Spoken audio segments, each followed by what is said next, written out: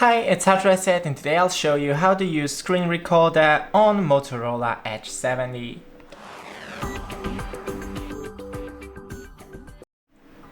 So first, open the quick settings by sliding from the top of your phone, then search right here for screen recorder.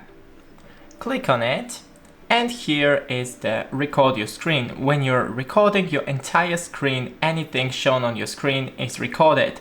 Be careful with things like passwords, payment details, messages, photos, audio, and video.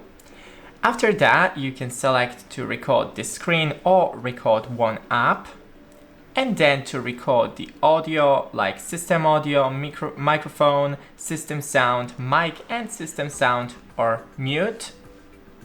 Then to enable the camera and enable the touch points. After that, just click record, and as you can see, it is recording right now. To end, just click right there. Thanks for watching, don't forget to leave a like and see you in the next one.